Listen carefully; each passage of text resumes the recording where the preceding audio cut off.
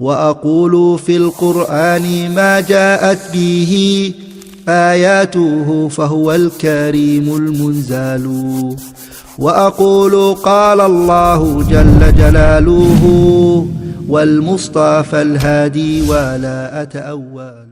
سبيل الدموع سبيل مريح، تنهدى يا صاحي كي تستريح، وبث الدعاء الخفي الصريح، يسعك الفضاء الرحيب الفسيح. سبيل الحمد لله رب العالمين، والصلاة والسلام على أشرف الأنبياء والمرسلين نبينا محمد وعلى آله وصحبه أجمعين ومن تبعهم بإحسان إلى يوم الدين. أما بعد،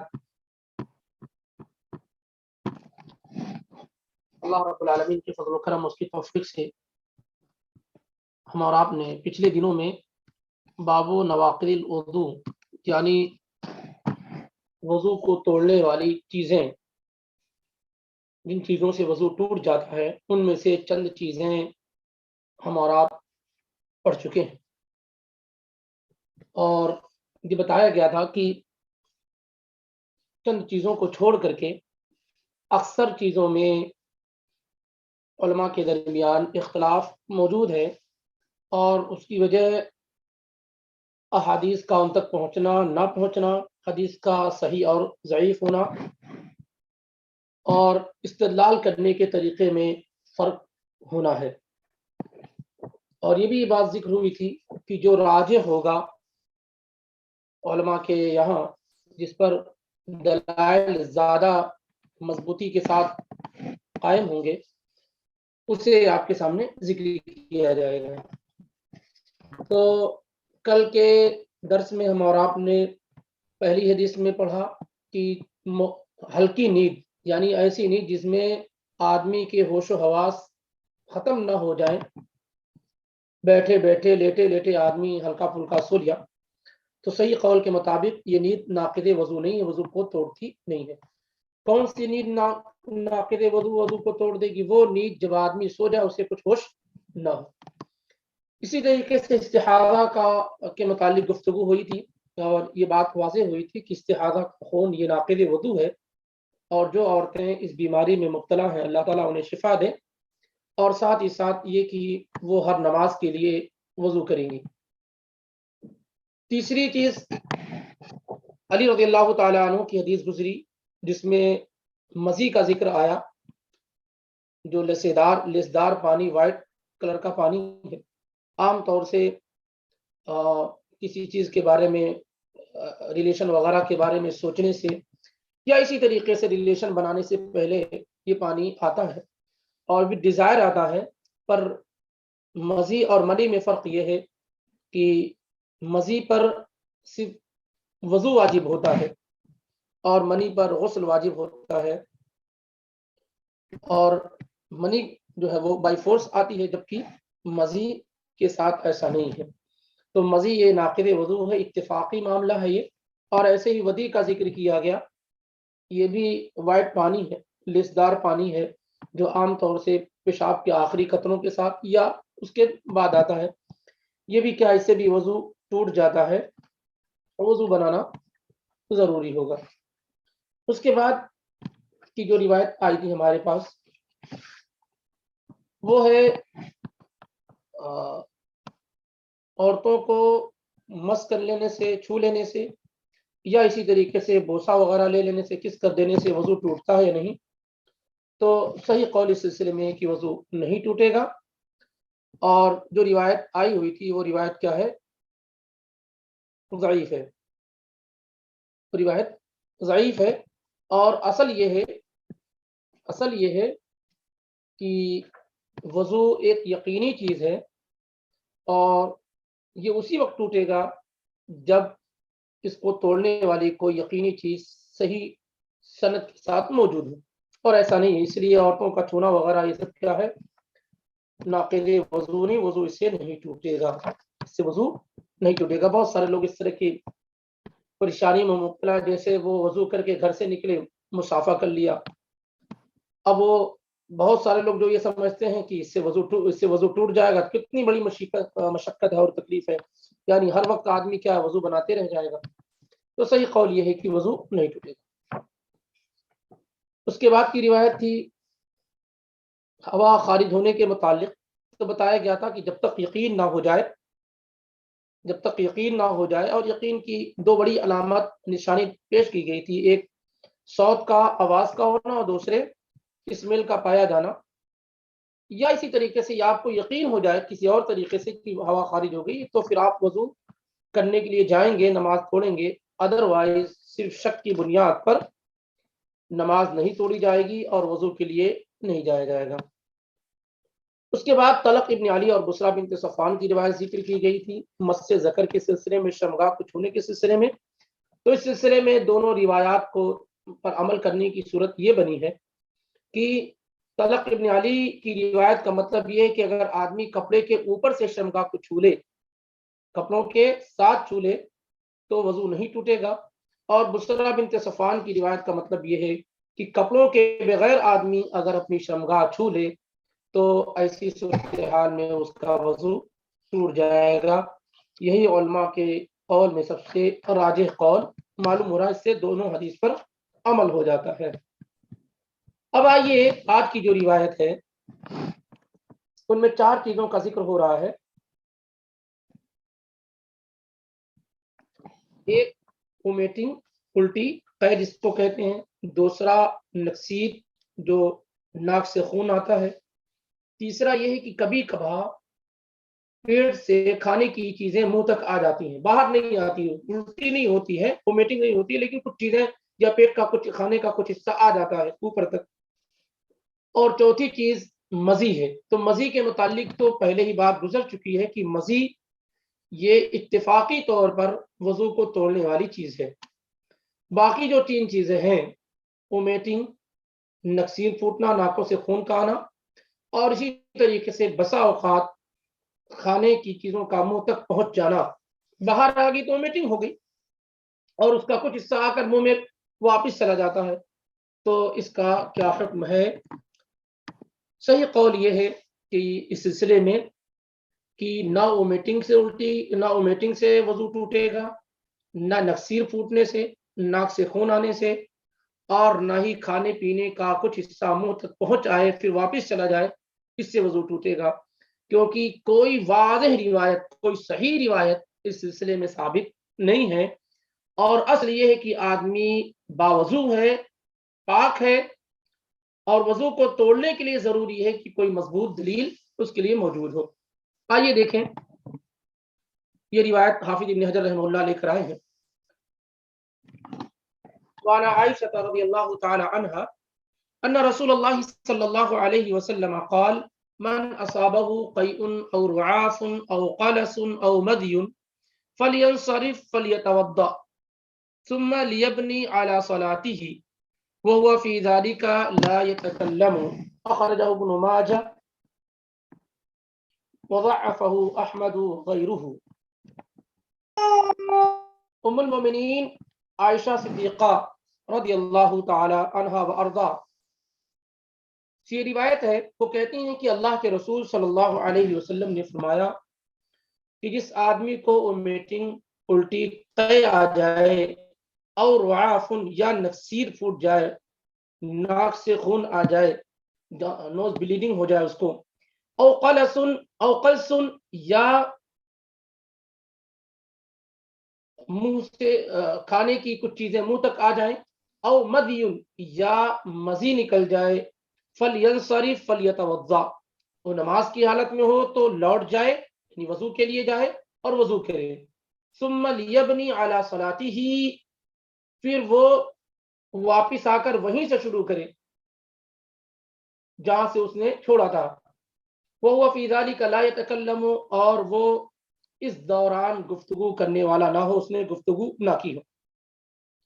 اس میں 2 اہم چیزیں ذکر کی گئی ہیں اور دونوں کو سمجھنے کی کوشش کرنی ہے۔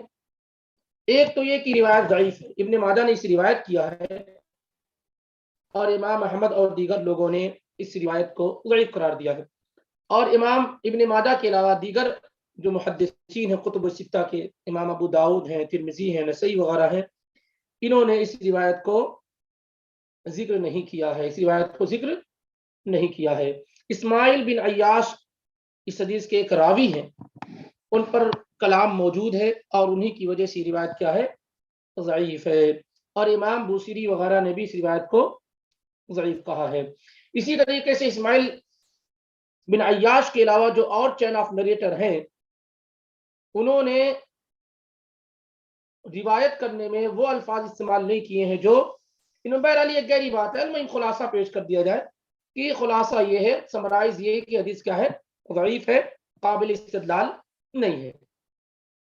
اس وجہ سے ومیٹنگ سے، نکسیر پھوٹنے سے، ناک سے خون آنے سے، یا اسی طریقے سے کھانے کا کچھ حصہ منہ تک پہنچنے سے اس سے وضو نہیں ٹوٹے گا۔ مزی کے متعلق پہلے ہی علی رضی اللہ تعالیٰ عنہ کی روایت گزر چکی ہے، اس لیے اس سے وضو ٹوٹ جائے گا۔ دوسری بات کیا اس میں ذکر کی گی؟ ثم لیبنی علی صلاتہ، کیا کہنا چاہ رہے ہیں؟ جیسے ایک آدمی نماز ادا کر رہا ہے، امام کے ساتھ نماز پڑھ رہا، 2 رکعت اس نے نماز پڑھی کہ اس کو ومیٹنگ آ گئی، الٹی آ گئی، یا 2 رکعت نماز اس نے پڑھی، ظہر کی نماز ہے فار ایگزامپل، نکسیر پھوٹ گئی، کانوں سے خون، ناک سے خون آنا شروع ہو گیا، یا کھانے کا کچھ حصہ پیٹ تک آ گیا، منہ تک آ گیا، یا مزی نکل گئی، ان تمام شکل و صورت میں یہاں یہ ذکر کیا جائے ثم لیبنی علی صلاتہ وهو فی ذلک لا یتکلم، تو آدمی جو ہے 2 رکعت پڑھ چکا ہے، چھوڑ دے گا اور جا کر کے وضو کرے گا، وضو کر کے آئے گا، اگر اس نے کوئی گفتگو نہیں کی ہے تو جو 2 رکعت اس نے پہلے پڑھ رکھی ہے اسے بھی کاؤنٹ کیا جائے گا، اس سے بھی کاؤنٹ کیا جائے گا۔ یعنی مثال کے طور پر 2 رکعت پڑھ چکا تھا، تیسری رکعت میں اس کے ساتھ یہ حادثہ ہوا، پھر گیا وضو کر کے آیا تو امام کو چوتھی رکعت میں اس نے پایا، چوتھی رکعت میں امام کو پایا، تو اب 2 رکعت اس نے پہلے پڑھی تھی، 1 رکعت امام کے ساتھ چوتھی رکعت، 3 رکعت اس کی کمپلیٹ ہے، ایک ہی رکعت کو کیا ہے اسے پڑھنا ہوگا۔ یہ بات یہاں بیان کی کہ حالانکہ یہ روایت کیا ہے؟ ضعیف ہے۔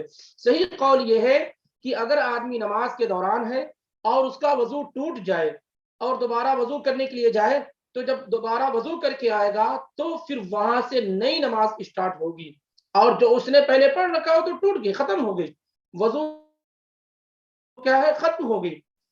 یہی صحیح قول اس سلسلے میں ہے۔ تو کبھی بھی اس طرح کا معاملہ ہو کہ آدمی کا وضو ٹوٹ جائے اور پھر جائے وضو کر کے آئے، تو ایسی صورتحال میں جب وضو کر کے آ گیا تو اس کی پہلی رکعت شمار کی جائے گی، اور جو کچھ اس نے پہلے پڑھ رکھا تھا وہ کالعدم قرار دی جائے گی، اس کا اعتبار نہیں ہوگا، اس کا کوئی اعتبار نہیں ہوگا۔ تو اس طرح سے معلوم ہوا کہ جو 4 چیزیں اس میں ذکر کی گئی ہیں، ان میں سے صرف ایک چیز سے وضو ٹوٹے گا اور وہ مزی ہے، باقی ومیٹنگ سے، نکسیر پھوٹنے سے، ناک سے خون آنے سے، یا کھانے کا کچھ حصہ منہ تک پہنچنے سے نہیں ٹوٹے گا۔ آگے کی روایت دیکھتے ہیں۔ ایسے تو کسی بھی کھانے سے وضو نہیں ٹوٹتا ہے، آپ جو ہے کوئی بھی کھانا کھائیں، کسی بھی طرح کا گوشت کھائیں، اس سے وضو نہیں ٹوٹتا ہے، لیکن ایک گوشت، اونٹ کا، کیمل کا گوشت کھا لینے سے وضو ٹوٹتا ہے کہ نہیں ٹوٹتا ہے، اس میں اختلاف موجود ہے، اس میں اختلاف موجود ہے، کیونکہ کئی روایات ایسی آئی ہوئی ہیں جس میں اللہ کے نبی علیہ الصلوۃ والسلام نے اونٹ کا گوشت کھا لینے کے بعد، کیمل کا گوشت کھا لینے کے بعد یہ حکم دیا ہے کہ وہ وضو کریں، اور صحیح بات بھی یہی ہے کہ کسی بھی چیز کا گوشت کھا لینے سے وضو نہیں ٹوٹتا ہے، لیکن اگر آدمی اونٹ کھا لے تو اس کا وضو ٹوٹ جاتا ہے، اور یہی اس سلسلے میں صحیح اور درست بات ہے۔ وجہ کیا اس کا ہے، ریزن اس کی کیا ہے، بہت سارے لوگوں نے بیان کیا ہے، لیکن ہمارا اور آپ کا معاملہ یہ ہے کہ ہم، یہ ایک تعبدی امر ہے، عبادت کا معاملہ ہے، کہ اللہ اس کے رسول نے جو چیز بیان کر دی ہے، ہمارے لیے سوائے اس کے اور کوئی چارہ نہیں کہ ہم اس پر اپنا سر جھکا دیں اور اس کو ایکسیپٹ کریں، قبول کریں۔ اس وجہ سے ہمیں بہت زیادہ ریزن کے پیچھے پڑنے کی ضرورت نہیں تھا، بہت سارے لوگوں نے بیان کیا ہے، کیونکہ اللہ کے نبی علیہ الصلوۃ والسلام نے کہا کہ کیمل جو اونٹ ہوتا ہے اس کے ساتھ شیطان رہتا ہے، بہت ساری ریزنس دی گئی ہیں، لیکن صاف اور واضح بات یہ ہے کہ اللہ کے نبی علیہ الصلوۃ والسلام نے اونٹ کا گوشت کھا لینے کے بعد وضو کرنے کا حکم دیا ہے، اور یہ بات واضح طور پہ ثابت ہے، اس وجہ سے وضو کیمل یا اونٹ کا گوشت کھا لینے سے وضو ٹوٹ جائے گا۔ آئیے روایات پڑھتے ہیں تاکہ بات اور زیادہ واضح ہو جائے۔ عن جابر بن سمرة رضی اللہ تعالی عنہما ان رجلا سأل النبي صلى الله عليه وسلم أنا أتوضأ من لحوم الغنم؟ قال نعم. من لحوم الغنم؟ قال إن شئت. قال أتوضأ من لحوم الإبل؟ قال نعم. أخرجه مسلم۔ جابر بن سمرہ رضی اللہ تعالی عنہما سے روایت ہے، یہ جابر بھی اور ان کے والد سمرہ دونوں کے دونوں صحابی ہیں، دونوں صحابی ہیں، اور کوفہ کے اندر اللہ کے نبی علیہ الصلوۃ والسلام کی وفات کے بعد کوفہ گئے، وہیں رہائش اختیار کی، اور 66 ہجری میں 66 ہجری میں وہیں پر ان کی وفات ہوئی۔ 146 روایت 146 روایات ان سے مروی ہیں۔ وہ کہتے ہیں کہ ایک آدمی نے اللہ کے رسول صلی اللہ علیہ وسلم سے سوال کیا،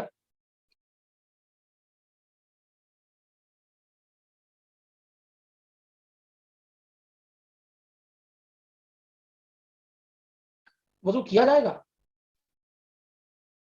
کیا بکری کا گوشت کھا لینے کے بعد وضو کیا جائے گا؟ تو اللہ کے نبی علیہ الصلوۃ والسلام نے فرمایا کہ اگر تم چاہو، یعنی ضروری نہیں ہے، اگر تم چاہو تو وضو کر سکتے ہیں۔ پھر آپ سے پوچھا گیا کہ اونٹ کا گوشت کھا لینے کے بعد کیا وضو کیا جائے گا؟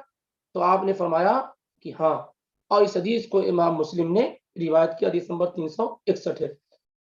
اور ایسی ہی دوسری روایت ابو داؤد، سنن ترمذی اور مسند احمد وغیرہ میں ہے، برا ابن عازب رضی اللہ تعالی عنہ سے، کہ اللہ کے نبی علیہ الصلوۃ والسلام سے اونٹ کے گوشت کے متعلق سوال کیا گیا، تو آپ نے فرمایا توضؤ منہا، کہ جب اونٹ کا گوشت کھا لو تو وضو کرو۔ اور آپ سے بکری وغیرہ کے گوشت کے متعلق سوال کیا گیا تو آپ نے فرمایا لا تتوضؤ منہا، بکریوں کا گوشت کھا لینے کے بعد وضو نہ کرو۔ یہاں پر یہ بات واضح ہوتی ہے کہ اونٹ کا گوشت کھا لینے کے بعد وضو کیا جائے گا، اور جمہور علماء کی رائے یہ ہے کہ وضو نہیں کیا جائے گا، وضو نہیں کیا جائے گا۔ لیکن اس روایت کی بنیاد پر صحیح بات یہی ہے کہ اونٹ کا گوشت کھا لینے کے بعد وضو کیا جائے۔ یہ الگ بات ہے کہ چاروں ائمہ میں صرف حنابلہ اس بات کے قائل ہیں کہ اونٹ کا گوشت کھا لینے کے بعد وضو کیا جائے، باقی تینوں ائمہ اس بات کے قائل نہیں ہیں۔ لیکن روایت کی روشنی میں امام احمد بن حنبل کی رائے زیادہ اسٹرانگ ہے، مضبوط ہے، قوی ہے، اور واللہ اعلم اونٹ کا گوشت کھا لینے سے وضو ٹوٹ جائے گا اور انسان کو وضو بنانا ہوگا۔ آگے کی روایت ہے، یعنی معلوم یہ ہوا کہ اونٹ کے گوشت سے وضو ٹوٹ جائے گا صحیح قول کے مطابق۔ آگے کی روایت میں یہ ذکر کیا جا رہا ہے کہ میت کو اگر کوئی آدمی غسل دے رہا ہے تو کیا اس کی وجہ سے اس پر غسل کرنا ضروری ہو جائے گا، یا کوئی آدمی اگر میت کو کندھا دے تو اس پر وضو واجب ہو جائے گا؟ اس سلسلے میں یہ روایت آئی ہوئی ہے۔ صحیح ہے کہ میت کو غسل دینے سے آدمی پر غسل واجب اور ضروری نہیں ہوتا ہے، یعنی کوئی آدمی اگر میت نہلا رہا ہے تو ایسا نہیں کہ اس کو بھی نہانا ضروری ہے، واجب اور ضروری نہیں، البتہ مستحب اور بہتر ہے کہ وہ بھی غسل کر لے۔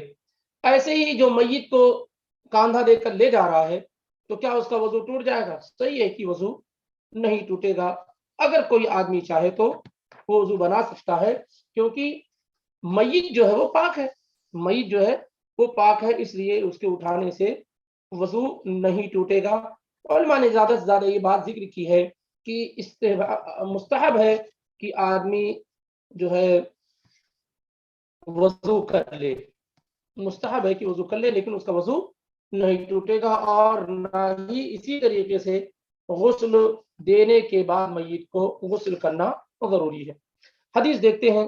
عن ابی ہریرہ رضی اللہ عنہ قال قال رسول اللہ صلی اللہ علیہ وسلم، یہ قال النبی صلی اللہ علیہ وسلم، من غسل میتا فلیغتسل ومن حمله فلیتوضأ، اخرجہ احمد والنسائی والترمذی وحسنه وقال احمد لا يصح شيء في هذا الباب۔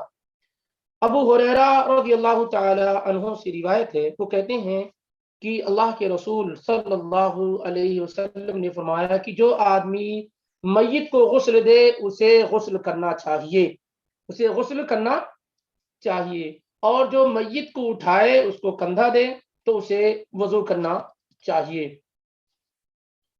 اس حدیث کو روایت کیا امام احمد نے، اور اسی طریقے سے امام نسائی نے ذکر کیا، حافظ ابن حجر رحمہ اللہ نے، یا حافظ ابن حجر رحمہ اللہ سے وہم ہو گیا ہے، امام نسائی نے روایت ذکر نہیں کی ہے، امام نسائی کیا روایت نہیں موجود ہے۔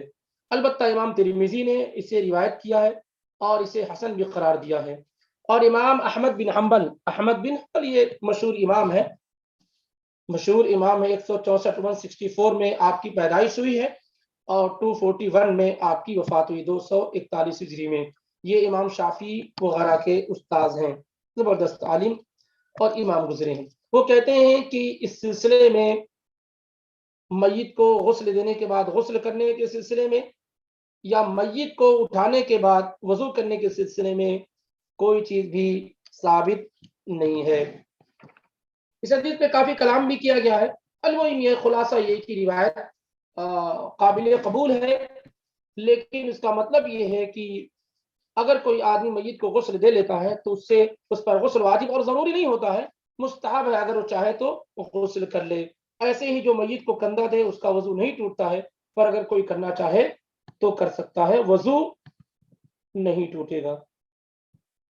حتیٰ کہ بہت سارے علماء کی رائے ہے کہ یہ وضو کے سلسلے میں، اور وہی زیادہ مضبوط معلوم ہو رہی ہے، کہ میت کو کندھا دینے کے سلسلے میں وضو مستحب بھی نہیں ہے کرنا، یعنی وضو سرے سے کیا ہی نہیں جائے گا، کیونکہ وضو کرنے کو اگر ہم کہتے ہیں تو اس کا مطلب یہ ہے کہ کچھ اثر آیا ہے، وضو پر کوئی اثر آیا ہے، جبکہ آپ باوضو تھے، تو آپ نے میت کو اٹھایا اور آپ کہتے ہیں کہ اب آپ کے لیے مستحب ہے کہ آپ وضو کریں، تو بہت سارے علماء کہتے ہیں اس کی بھی کوئی واضح دلیل نہیں، اور یہ روایت کیا ہے، اس پہ کلام کیا گیا ہے۔ بہرحال اختلاف سے بچتے ہوئے صرف یہ کہا جا سکتا ہے کہ وضو تو نہیں ٹوٹے گا، پر اگر کوئی آدمی کرنا چاہے تو کر سکتا ہے، تجدید وضو کے طور پر۔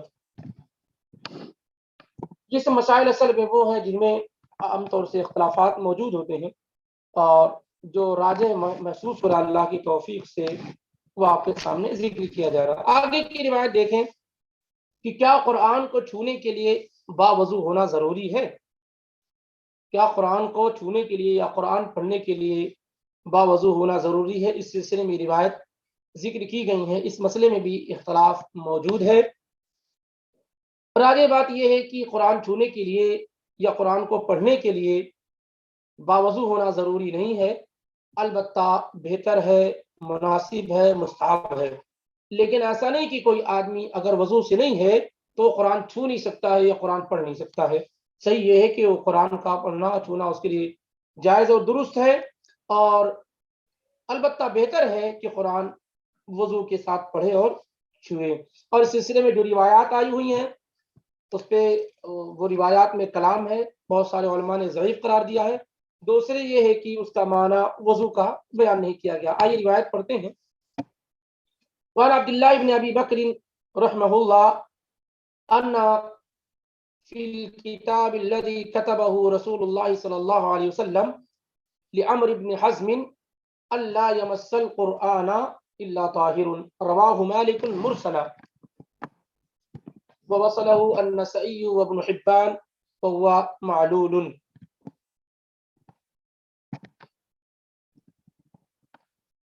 عبداللہ بن ابی بکر یہاں رضی اللہ عنہما کہا گیا ہے، یہ درست اور صحیح نہیں ہے، غلطی ہوئی ہے، امام صنعانی وغیرہ سے انہوں نے یہ سمجھا کہ یہ جو ہے عبداللہ بن ابی بکر جو ہیں یہ ابو بکر رضی اللہ تعالیٰ عنہ کے صاحبزادے، حالانکہ یہ وہ عبداللہ نہیں ہے، یہ عبداللہ بن ابی بکر بن محمد بن عمرو بن حزم الانصاری ہے، اور یہ تابعی ہیں، صحابی نہیں ہیں، یہ تابعی ہیں، صحابی نہیں ہیں۔ لیکن جو ہے امام مغربی کو، اسی طرح سے امام صنعانی وغیرہ کو، جنہوں نے بہت زیادہ تحقیق نہیں کی، تو انہوں نے یہ سمجھا کہ یہ ابو بکر صدیق رضی اللہ تعالیٰ عنہ کے صاحبزادے ہیں، حالانکہ یہ وہ نہیں ہیں۔ اور اس لیے بھی کہ عبداللہ ابن ابی بکر رضی اللہ عنہما جو صحابی رسول ہیں، وہ ابو بکر صدیق رضی اللہ تعالیٰ عنہ کے دور خلافت ہی میں فوت ہو گئے تھے۔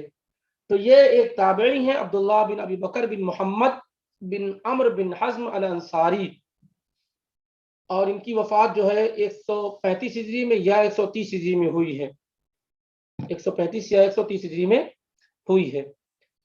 وہ کہتے ہیں کہ ان فی الکتاب الذی کتبہ رسول اللہ صلی اللہ علیہ وسلم لعمر بن حزم،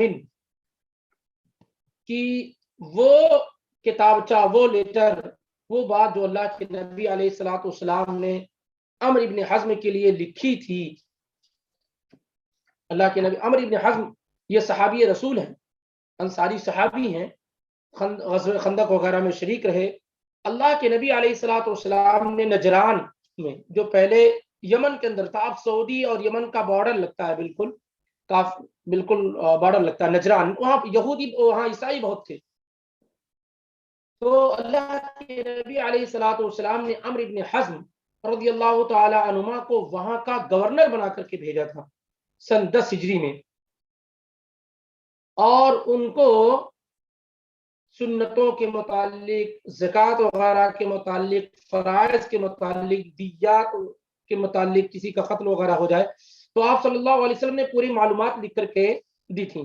اسی کو کتاب عمرو بن حزم کی کتاب کہا جاتا ہے، اور یہ بہت مشہور ہے، بہت مشہور ہے۔ تو کہتے ہیں کہ وہ کتاب جو اللہ کے نبی علیہ الصلوۃ والسلام نے عمرو بن حزم کو روانہ کی تھی، تو اس میں یہ بھی لکھا ہوا تھا کہ اللہ یمس القرآن الا طاہر، کہ قرآن کو نہ چھوئے، نہ مس کرے مگر وہ شخص جو طاہر ہو، مگر وہ شخص جو طاہر ہو، پاک ہو۔ اس کو روایت کیا ہے امام مالک نے مرسل۔ مرسلن کا مطلب کیا ہے کہ تابعی روایت کریں اللہ کے رسول صلی اللہ علیہ وسلم سے، اس طرح کی روایت کیا ہے، ضعیف ہوتی ہے۔ اور امام نسائی اور ابن حبان وغیرہ نے اسے روایت کیا ہے موصولاً، یعنی سند، اس کی سلسلہ سند جو ہے، چین آف نریٹر، وہ اللہ کے رسول صلی اللہ علیہ وسلم تک پہنچتے ہیں۔ اور حافظ ابن حجر رحمہ اللہ کی رائے یہ ہے کہ حدیث کیا ہے، معلول ہے، اس میں علت ہے، چاہے اس کی سند میں اور اس کے متن میں۔ المہم یہ ہے کہ یہ حدیث مختلف فی ہے کہ آئے ثابت ہے اللہ کے رسول صلی اللہ علیہ وسلم سے یا نہیں ثابت ہے۔ شہرت کی بنیاد پر، پاپولرٹی کی بنیاد پر بہت سارے علماء نے اس روایت کو قابل قبول مانا ہے، اس روایت کو قابل قبول مانا ہے۔ اس میں یہ ہے کہ کوئی آدمی قرآن کو نہ چھوئے مگر یہ کہ وہ طاہر ہو۔ طاہر کے معنی میں مشترک معنی ہے، یہ طاہر کبھی اس معنی میں استعمال کیا جاتا ہے کہ وہ شخص جو مسلم ہو وہ طاہر ہے، یعنی کافروں کے مقابلے میں، کیونکہ انما المشرکون نجس کہا گیا کہ مشرک لوگ کیا ہے، نجس ہیں، گندے ہیں، تو اس کے مقابلے میں مسلم کو طاہر کہا جاتا ہے۔ ایسے ہی طاہر کا بھی استعمال کیا جاتا ہے کہ آدمی پر نجاست نہ لگی ہوئی ہو، گندگی نہ لگی ہوئی ہو، ایک معنی یہ ہے۔ ایک معنی یہ ہے کہ آدمی طاہر ہو، جنابت وغیرہ کی نہ ہو اس کو، یعنی غسل کی ضرورت نہ ہو۔ اور چوتھا معنی یہ ہے کہ آدمی با وضو ہو۔ تو معنی میں بھی کافی اختلاف موجود ہے۔ اسی بنیاد پر یہ اختلاف ہے کہ قرآن جو ہے، جو آدمی چھو رہا ہو، کیا اس کا با وضو ہونا یہ ضروری ہے، اسی بنیاد پہ اختلاف ہے۔ واللہ عالم، چونکہ اس کے معنی میں بھی اختلاف ہے اور روایت پہ بھی کلام ہے، اس لیے اصل اور صحیح بات یہی معلوم ہو رہی ہے کہ بغیر وضو کے قرآن پڑھا اور چھوا جا سکتا ہے، تاہم وضو کر کے قرآن چھونا اور پڑھنا یہ زیادہ افضل اور بہتر ہے۔ واللہ عالم بالصواب۔ آگے کی روایت دیکھتے ہیں کہ اللہ کا ذکر کرنے کے لیے کیا وضو باوضو ہونا ضروری ہے؟ جیسے سبحان اللہ، الحمدللہ، اللہ اکبر، یا رات کی سونے کی دعا، صبح شام کی دعائیں، کھانے کے بعد کی دعائیں، کھانے سے پہلے کی دعائیں، تو کیا ذکر و اذکار کرنے کے لیے، اللہ کو یاد کرنے کے لیے باوضو ہونا ضروری ہے؟ اس کا جواب یہ ہے کہ نہیں، ذکر و اذکار کے لیے باوضو ہونا ضروری نہیں ہے۔ دلیل یہاں ذکر کی جا رہی ہے، عائشہ رضی اللہ تعالی عنہا قالت كان رسول الله صلى الله عليه وسلم يذكر الله على كله، رواه مسلم وعلقه البخاری۔ ام المؤمنین عائشہ صدیقہ رضی اللہ تعالی عنہ فرماتی ہیں کہ اللہ کے رسول صلی اللہ علیہ وسلم ہر وقت اللہ رب العالمین کو یاد کرتے تھے۔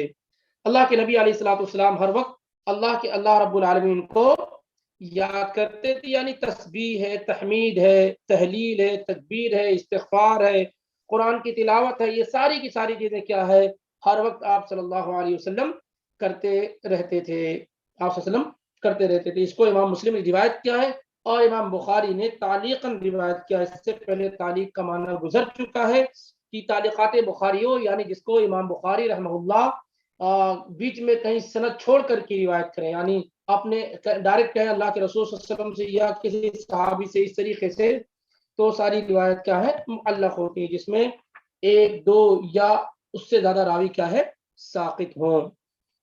اس حدیث سے معلوم ہوتا ہے کہ ذکر و اذکار کے لیے باوضو ہونا یہ ضروری نہیں ہے، باوضو ہونا ضروری نہیں ہے۔ اور یہ بھی معلوم ہوتا ہے کہ بعض اوقات میں اللہ کے نبی علیہ السلام، دوسری روایت ہے کہ آپ صلی اللہ علیہ وسلم ہر وقت یاد کرتے تھے۔ اس کا یہ مطلب نہیں ہے کہ ہر جگہ، بہت ساری جگہ ایسی ہیں جہاں اللہ کے نبی علیہ السلام اللہ تعالیٰ کو یاد نہیں کرتے تھے، جیسے باتھ روم وغیرہ کے لیے اللہ کے نبی علیہ السلام اللہ تعالیٰ کو یاد نہیں کرتے تھے۔ اور آپ کہتے ہیں انی کرہت ان اذکر اللہ تعالی الا علی طہر، مجھے ناپسند ہے کہ میں اللہ تعالیٰ کو یاد کروں مگر یہ کہ پاکی کی حالت میں۔ یہ آپ صلی اللہ علیہ وسلم قضاء حاجت کے لیے گئے تو کسی نے سلام کیا تو آپ نے اس کا جواب نہیں دیا اور کہا کہ میں ناپسند کرتا ہوں کہ ایسی حالت میں اللہ تعالیٰ کا ذکر کروں اور سلام کا جواب دوں۔ بہرحال تو عام طور سے ایسی جگہوں پر اللہ رب العالمین کو نہیں یاد کیا جائے گا۔ آدمی قضاء حاجت کے لیے گیا ہو، غسل کر رہا ہو، تو ایسے موقع پر نہیں یاد کیا جائے گا۔ یا بعض علماء یہ کہتے ہیں کہ آپ ہر وقت یاد کرتے تھے، لیکن ایسے مقامات پر آپ دل سے یاد کرتے تھے، زبان سے نہیں۔ بہرحال ہمارے لیے اس میں کیا ہے، یہ ہے جو پوائنٹ ہے کہ ذکر و اذکار کے لیے باوضو ہونا یہ ضروری نہیں ہے، شرط نہیں ہے۔ آگے کی روایت میں یہ بات ذکر کی جا رہی ہے کہ پوچھنا لگوانا، جس کو کہتے ہیں حجامہ کرانا، کیا اگر آدمی حجامہ کرا لے تو اس سے اس کا وضو ٹوٹ جائے گا یا وضو برقرار رہے گا؟ کیا اس کا وضو ٹوٹ جائے گا یا وضو برقرار رہے گا؟ اس سلسلے میں روایت آئی ہوئی ہے، اور اس کا مطلب یہ ہے، وہی ہے اصل معاملہ کہ کیا خون نکلنے سے وضو ٹوٹے گا کہ نہیں؟ تو جن کے ہاں وضو ٹوٹ جاتا ہے خون نکلنے سے، ان کے ہاں حجامہ کرانے سے وضو ٹوٹ جاتا ہے۔ جن کے ہاں خون نکلنے سے وضو نہیں ٹوٹتا ہے، تھوڑا موڑا خون نکلنے سے، تو ان کے ہاں وضو نہیں ٹوٹتا ہے۔ تو حجامہ کرانے سے صحیح بات یہ ہے کہ وضو نہیں ٹوٹتا ہے، حجامہ کرانے سے صحیح بات یہ ہے کہ وضو نہیں ٹوٹتا ہے۔ روایت دیکھتے ہیں، عن انس بن مالک رضی اللہ عنہ ان النبي صلی اللہ علیہ وسلم احتجم وصلى ولم يتوضا، اخرجه الدارقطنی ولینہ۔ انس بن مالک رضی اللہ تعالی عنہ سے مروی ہے، وہ کہتے ہیں کہ اللہ کے رسول صلی اللہ علیہ وسلم نے حجامہ کرایا اور نماز پڑھی، وضو نہیں کیا۔ آپ نے حجامہ کرایا، نماز پڑھی اور وضو نہیں کیا۔ اس حدیث کو امام دارقطنی نے روایت کیا ہے، اور حافظ ابن حجر رحمہ اللہ فرماتے ہیں کہ ولینہ، اور امام دارقطنی نے اس روایت کو کمزور کہا، کیونکہ اس میں ایک راوی صالح بن مقاتل ہیں اور ان پر کلام کیا گیا ہے۔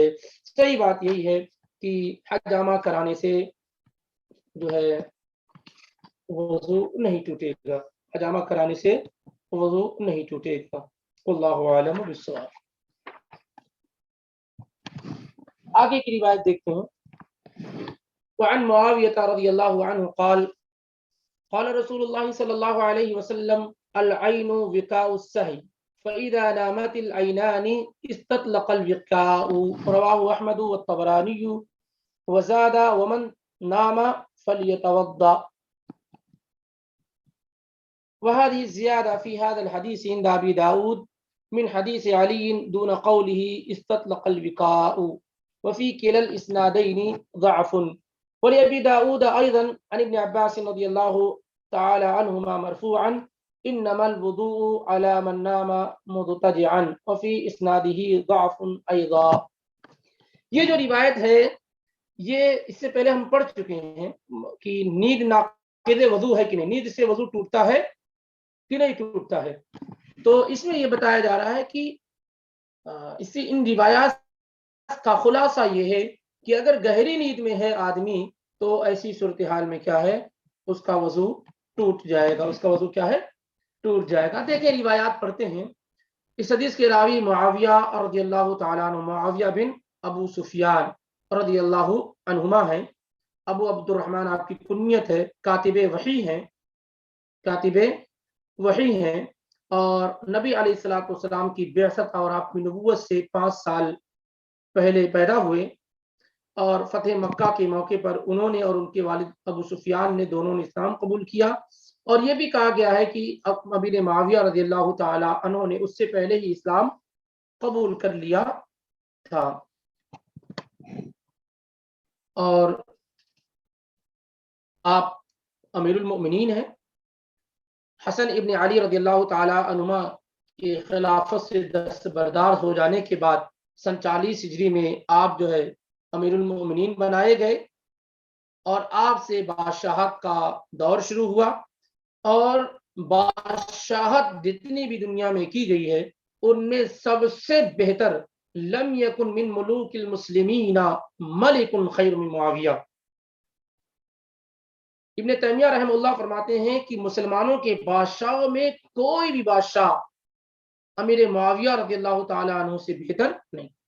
تو سن 40 ہجری میں آپ کو خلیفہ امیر المومنین بنایا گیا، اور سن 60 ہجری میں 78 سال کی عمر میں آپ کی وفات ہوئی. 20 سال آپ کا دور حکومت رہا، اور یہ دور بہت ہی سنہرا دور تھا، بہت ہی گولڈن دور تھا، اور اس میں کافی فتوحات ہوئی اور کافی ترقیاں ہوئیں. امیر معاویہ رضی اللہ تعالی عنہ وہ صحابی رسول ہیں جو بہت سارے لوگوں کی زبان کی خباثتوں کا مرکز اور محور بنے، اور بہت سارے لوگوں نے آپ کی شان کو گھٹا کر کے اپنی ایمان اور عقیدے کو خراب کرنے کی کوشش کی. حالانکہ یہ وہ صحابی رسول ہیں جن پر اللہ کے نبی علیہ الصلوۃ والسلام نے اعتماد فرمایا، بھروسہ کیا. آپ قرآن لکھا کرتے تھے، اور یہ کہ آپ اونچے اور اعلیٰ درجے کے صحابی میں شمار ہوتے ہیں، صحابہ میں شمار ہوتے ہیں. ابن عباس رضی اللہ تعالی عنہما سے کہا گیا، بخاری کی روایت ہے کہ امیر معاویہ 1 رکعت وتر پڑھتے ہیں. امیر معاویہ 1 رکعت وتر پڑھتے ہیں. تو عبداللہ ابن عباس رضی اللہ تعالی عنہ نے فرمایا انہ فقیہ، کوئی عام صحابی نہیں ہے، وہ فقیہ ہیں، سمجھدار صحابی ہیں. اللہ کے رسول صلی اللہ علیہ وسلم کے ساتھ انہوں نے زندگی گزاری ہے، اس لیے ان کا یہ عمل یوں ہی نہیں بلکہ رسول اللہ صلی اللہ علیہ وسلم کی سنت کے عین مطابق ہے. المہم روایت کو دیکھتے ہیں. وہ کہتے ہیں کہ اللہ کے نبی علیہ الصلوۃ والسلام نے فرمایا العین وقاء السحر، آنکھ جو ہے آدمی کی بیدار رہنا، آدمی کا بیدار ہونا، یہ یعنی ہوا کو روکنے کا، باندھنے کا ایک ذریعہ ہے. یعنی جب آنکھیں کھلی ہوئی ہوتی، انسان بیدار ہوتا ہے تو اسے معلوم ہوتا ہے کہ ہوا خارج ہوئی کہ نہیں ہوئی. فَإِذَا نَامَتِ الْعَيْنَانِ اسْتَطْلَقَ الْوِقَاءَ، لیکن جب آدمی سو جاتا ہے تو کیا ہے، یہ چیز رہ نہیں جاتی ہے، تو پھر اس کی ہوا کب خارج ہو جائے اسے اس کا اندازہ نہیں ہو پاتا ہے. اس حدیث میں امام احمد نے روایت کیا، اور طبرانی نے زیادہ کیا ومن نام فلیتوضأ، جو آدمی سو جائے وہ وضو کرے، جو آدمی سو جائے وہ وضو کرے. اسی طریقے سے علی بن ابی طالب رضی اللہ تعالیٰ عنہ کی روایت میں یہ ہے کہ یہ چیز موجود ہے، مگر استطلق الوقاء کا الفاظ نہیں ہے، صرف یہ ہے کہ جو آدمی سو جائے وہ وضو کرے. یا اسی طریقے سے ابن عباس رضی اللہ تعالیٰ عنہ کی روایت یہ ہے کہ جو آدمی چت سو جائے وہ وضو کرے. ان تمام روایات میں کلام موجود ہے، ان تمام روایات میں کلام موجود ہے، لیکن علی رضی اللہ تعالیٰ عنہ کی روایت جو ہے اس کو بہت سارے علماء نے حسن درجے کی روایت قرار دیا ہے۔ خلاصہ کلام یہ ہے کہ جیسا کہ اس سے پہلے بھی ذکر کیا گیا ہے کہ اگر آدمی گہری نیند میں سو جائے جس میں اس کو عطا پتہ نہ چلے آگے پیچھے کون ہے، تو گہری نیند میں اگر سو گیا ہے تو اس صورت میں اسے وضو کرنا ہے، اور معمولی نیند ہے کسی کے، جیسا کہ ذکر کیا گیا کہ مسجد میں ویٹ کرتے ہوئے کسی کا، گاڑیوں میں آدمی جو تھوڑا بہت سو لیتا ہے، یعنی گاڑی چلاتے ہوئے یا بیٹھے ہوئے، تو یہ معمولی نیند کیا ہے، اس سے وضو نہیں ٹوٹے گا۔ باقی گہری نیند جیسے آدمی رات میں جاتا ہے سونے کے لیے تو اس سے وضو ٹوٹ جائے گا اور آدمی کو وضو بنانا چاہیے، یہ خلاصہ ہے اس کا۔ اس کے بعد کی روایت دیکھیں، آخری روایت ہے یہ، حالانکہ یہ اس کا حصہ بھی یہ روایت گزر ہی چکی ہے، لیکن دیکھ لیتے ہیں۔ یہ وہی روایت ہے جو اس سے پہلے گزر چکی ہے کہ اگر آدمی شک میں ہو کہ ہوا خارج ہوئی ہے کہ نہیں ہوئی ہے تو کیا کرے وہ، تو جب تک یقین نہ ہو جائے وہ نماز نہ توڑے اور وضو کرنے کے لیے نہ جائے۔ وعن ابن عباس رضی اللہ تعالی عنہما ان رسول اللہ صلی اللہ علیہ وسلم قال یاتی احدکم الشیطان فی الصلاة فینفخ فی مقعدته ویخیل الیہ انه احدث ولم يحدث فاذا وجد ذلك فلا ينصرف حتى يسمع صوتا او يجد ريحا اخرجه البزار واصله في الصحيحين من حديث عبد الله بن زيد ولمسلم عن ابي هريره نحوه وللحاكم عن ابي سعيد مرفوعا اذا جاء احدكم الشيطان فقال انك قد احدثت فليقل انك كذبت اخرجه ابن حبان بلفظ فليقل في نفسه۔ یہ حدیث عبداللہ ابن عباس رضی اللہ تعالی عنہما سے مروی ہے، آپ کا ذکر ہو چکا ہے، مشہور اور اعلیٰ درجے کے صحابی ہیں، مکثرین فی روایہ، یعنی جن سے کثرت سے روایات مروی ہیں، ترجمان القرآن اور حبر الامہ کے نام سے مشہور ہیں۔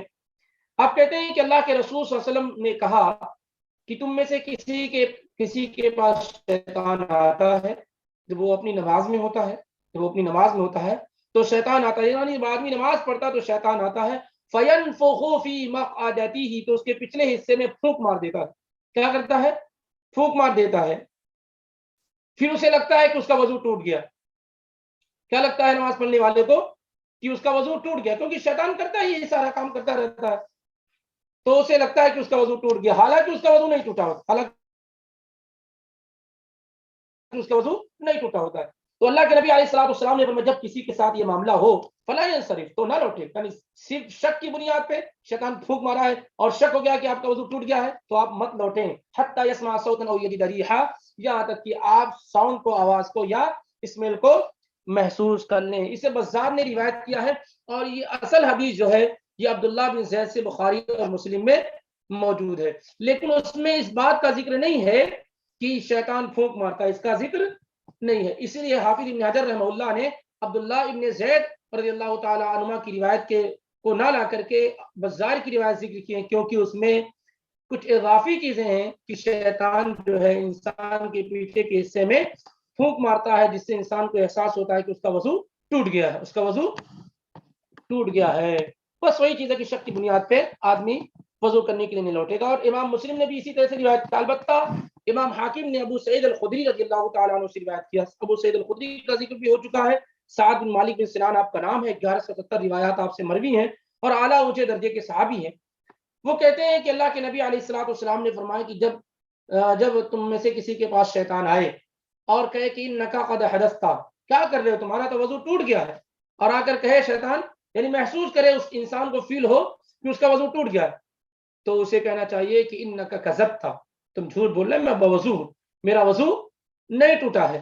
اخرجہ ابن حبان بلفظ، ابن حبان نے اس لفظ کے ساتھ روایت کیا کہ فلیقل فی نفسہ، اپنے جی میں کہے، اپنے من میں کہے، ایسا نہیں کہ سارے لوگوں کے ساتھ نماز پڑھ رہا ہو تو کہنے یہ شیطان تم جھوٹ بول رہے، نہیں، اپنے جی میں جب اس کو خیال آئے کہ اس کا وضو ٹوٹ گیا ہے تو جی میں کہہ لے کہ وہ نہیں تم جھوٹ بول رہے، میرا وضو نہیں ٹوٹا۔ بہرحال خلاصہ کیا ہے؟ خلاصہ یہ ہے کہ شیطان نمازوں کے دوران انسان کے ساتھ، بنی آدم کے ساتھ، نمازیوں کے ساتھ کھیل کود کرتا رہتا ہے اور اس طرح کے وسوسے ڈالتا رہتا ہے، خیالات پیدا کرتا رہتا ہے۔ ہمارا اور آپ کا طریقہ یہ ہے کہ نماز اللہ رب العالمین کو یاد کرنے کا اہم ذریعہ ہے، اور پوری خشوع خضوع کے ساتھ نماز ادا کریں تاکہ شیطان کے حملے کے چانسز نہ رہیں، اور صرف شک کی بنیاد پہ ہم نماز جیسی عبادت کو توڑ دیں اور چلے جائیں وضو کرنے کے لیے، ایسا نہ ہو۔ جب تک کہ ہمیں اس بات کا یقین نہ ہو جائے کہ واقعی طور پہ ہمارا وضو ٹوٹ گیا ہے، تب تک ہم نماز کو نہ توڑیں اور نماز کنٹینیو کریں، مکمل کریں، کیونکہ شیطان اس طرح کی حرکات کیا ہے کرتا رہتا ہے۔ اللہ رب العالمین کے فضل و کرم، اس کی توفیق سے نواقض الوضو یعنی ان چیزوں کا بیان جس سے وضو ٹوٹ جاتا ہے یہ مکمل ہوا، اور اس کے بعد کا جو باب ہے، چیپٹر ہے، وہ قضاء حاجت کے آداب، لیٹرنگ باتھ روم کرنے کے آداب کیا ہیں، اس سلسلے میں ہے۔ اور اس کے بعد جو ہے، اس کے بعد جو باب ہے وہ ہے کہ غسل کرنا، کس طرح سے غسل کیا جائے گا، اور جنبی کا حکم کیا ہے، جو لوگ ریلیشن بنا لیا ان کو نائٹ فال ہو جائے، اس سلسلے میں۔ اور اس کے بعد جو باب ہے وہ تیمم کا، پھر اس کے بعد آخری باب کتاب الطہارہ کا، وہ حیض کا ہے۔ تو انشاءاللہ 3-4 باب اور رہ چکے ہیں، اللہ نے چاہا تو وہ بھی جلد ہی مکمل ہو جائیں گے۔ تو اس سے معلوم کیا ہوا، آج کے پورے کل اور آج کے درس ملا کر کے جو خلاصہ اور سمرائز ہے، اس سے معلوم ہوتا ہے کہ چند ہی چیزیں ہیں جس سے وضو ٹوٹتا ہے، باقی معاشرے اور سماج میں بہت ساری چیزیں جو مشہور ہیں، ان میں صحیح بات یہ ہے کہ ان سے وضو نہیں ٹوٹتا، کیونکہ وضو ایک عبادت ہے، اور آپ نے وضو کیا یہ ایک یقینی چیز ہے، آپ باوضو یہ یقینی چیز ہے، اس کو توڑنے کے لیے پورا یقین ہونا چاہیے کہ ہاں اس چیز سے وضو ٹوٹ جاتا ہے، کوئی نص ہونی چاہیے، کوئی واضح دلیل ہونی چاہیے، ضعیف روایات وغیرہ کی بنیاد پر آدمی کو وضو لوٹانے کی ضرورت نہیں ہوتی ہے۔ اور اسی طریقے سے اصل یہ ہے کہ آدمی الاصل بقاء ما کان علی کان، اصل یہ قاعدہ یہ اصول فقہ کا کہ آدمی جس حالت میں تھا اسی حالت میں تصور کیا جائے گا، مانا جائے گا، اور اصل یہ کہ آدمی وضو کی حالت میں ہے، تو جب تک کنفرم نہ ہو کہ اس کا وضو ٹوٹ گیا ہے، اس کو وضو کرنے کی ضرورت نہیں۔ تجدید وضو کیا جا سکتا ہے، بار بار آپ وضو کر سکتے ہیں، اس سے کوئی حرج نہیں، لیکن وضو نہیں ٹوٹے گا۔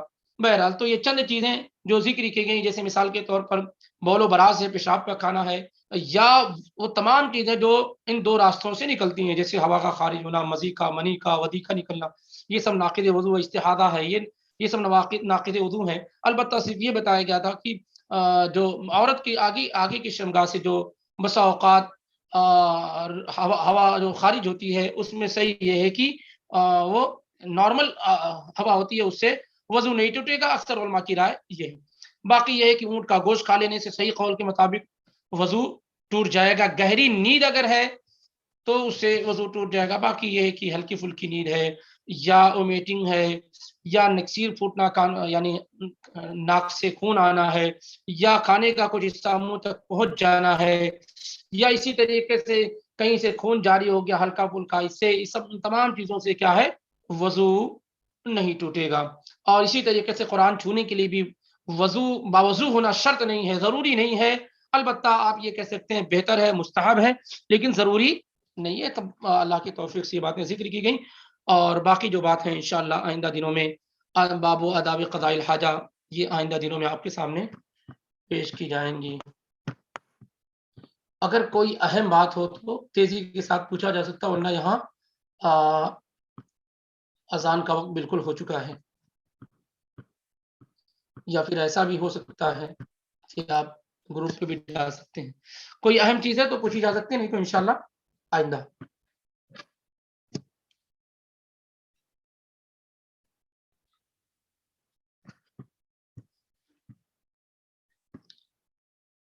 ٹھیک ہے پھر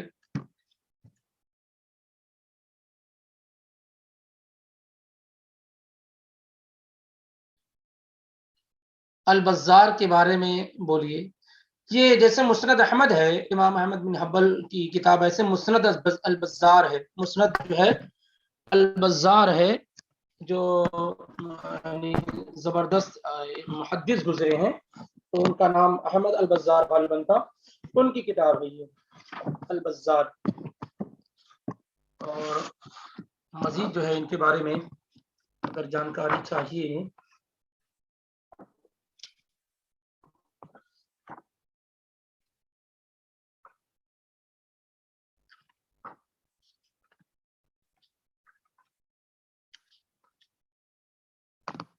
جی، ابو بکر احمد بن عمرو بن عبد الخالق البصری یہ ان کا نام ہے. اور جو ان کی کتاب ہے مسند البزار، مسند الکبیر کے نام سے مشہور ہے. اور مشہور ہے علماء کے درمیان یہ کتاب کیا ہے، مشہور ہے. مسند البزار ہے، مسند ابو یعلا ہے، مسند احمد بن حنبل ہے. یہ سب کتابیں کیا ہے، علماء کے یہاں مشہور اور معروف ہے. اور 292 ہجری میں آپ کی وفات ہوئی. 292 میں امام بزار کی وفات ہوئی ہے. چلیں ملاقات کرتے ہیں. سبحانک اللہم و بحمدک لا الہ الا انت استغفرک و اتوب الیک. السلام علیکم ورحمۃ اللہ وبرکاتہ.